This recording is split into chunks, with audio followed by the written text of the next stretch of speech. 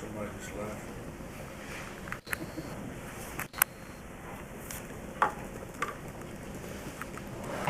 I know you got a question. Sure.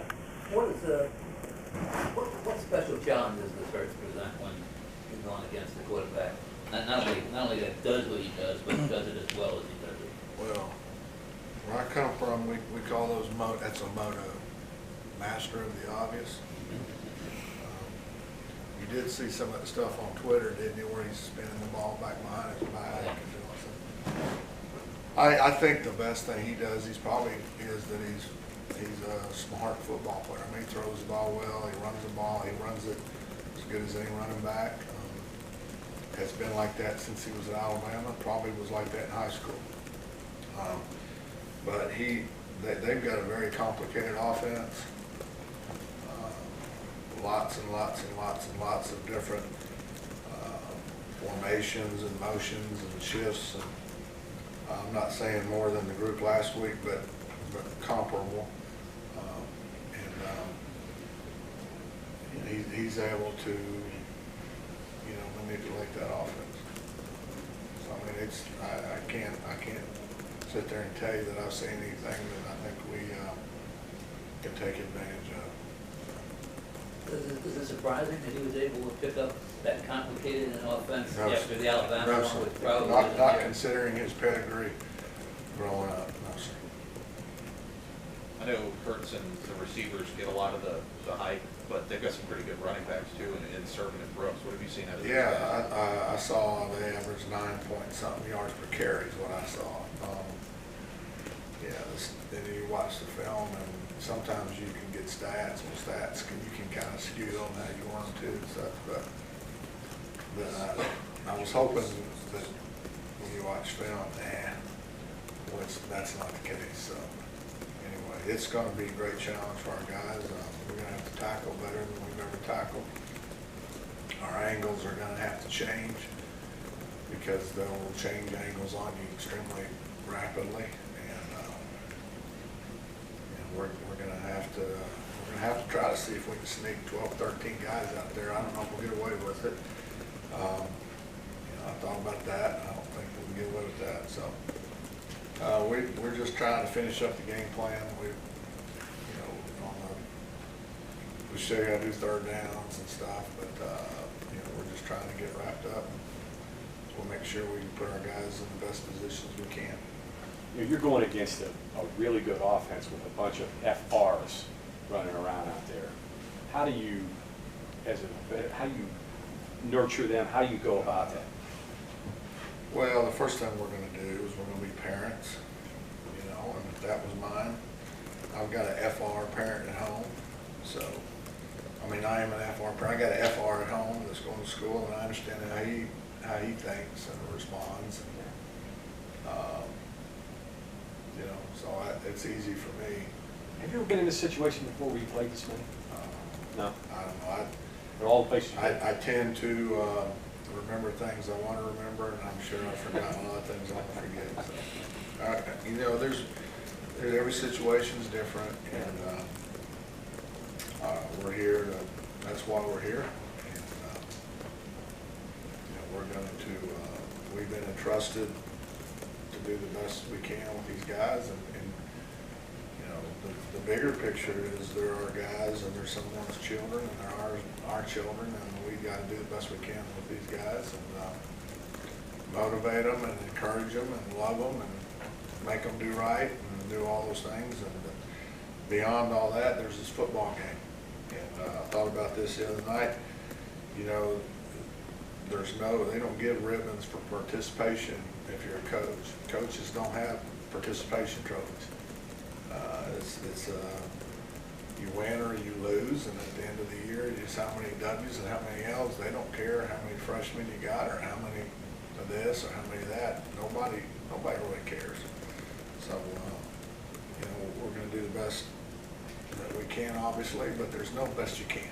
Do the best you can, you either do or you don't. So it doesn't matter.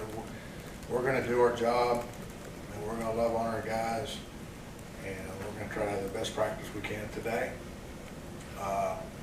Just because tomorrow's got its own issues, and we'll worry about today. I think it wasn't it Al McGuire that said the best thing about a freshman is they become a sophomore? Yeah, I do know who Al McGuire is. I used an analogy in our staff meeting today, and I thought there's one other person in the whole room that knew what I was talking about. I do know who Al McGuire is. In a perfect world, how does the team defend CD Lamb?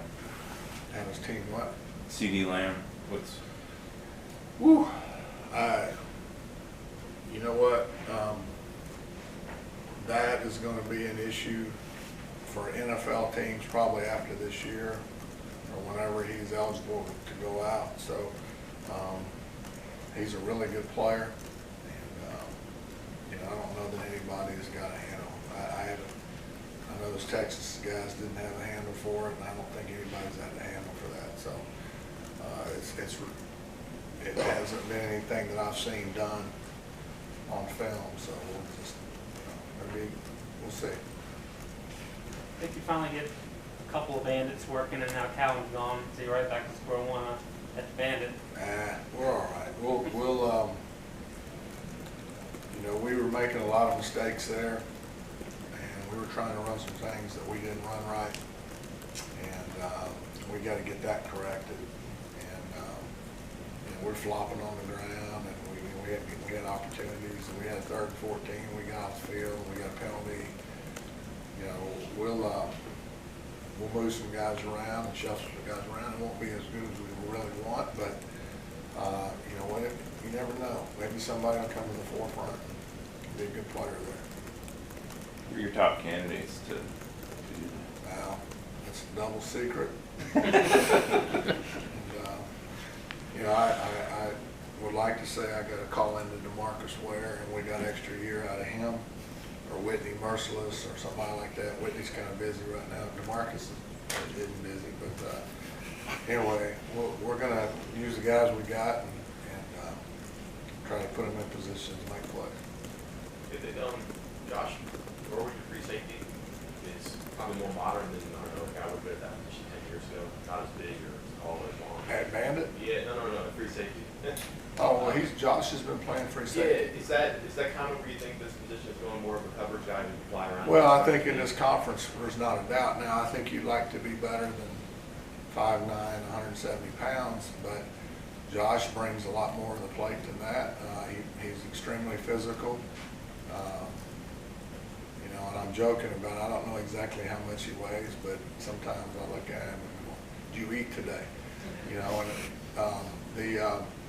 He throws his body around like you'd like to have all 11 guys do. If all 11 of our guys play the game, and I didn't talk about practice, and I didn't talk about all the rest of the stuff that goes with it. If everybody played the game like Josh, then we would be way better.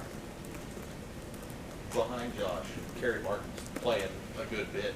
15 snaps, I think he's averaging about that. What are you seeing out of him as far as development goes? I know he has his good plays and his bad plays. He didn't do as well as he would like on the goal line, or that one drive that they went down and scored on that we got him off the field, that they got they got the penalty on. I think he would tell you he needs to tackle better. He stops his feet, and when you stop your feet, your head goes down, obviously, and all the bad stuff with that. He's a freshman. He's no different than Ty Key, except he just was here through spring practice. I think he challenges himself to be better. He is as good a young man as there is, and he's the kind of guy that you want to have on your team as far as a guy to coach and stuff. So he's awesome. Love him to death, and I just got to keep trying to find ways to get him better.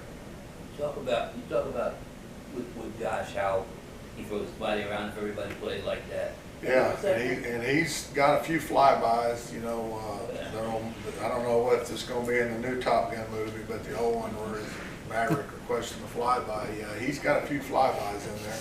Have you ever sat down and asked him what makes him tick, and so that you could possibly try to? I don't think Sigmund Freud would have a chance on that one. That would be a good conversation between him and Sigmund Freud. I'd like to listen to that. Josh is unique.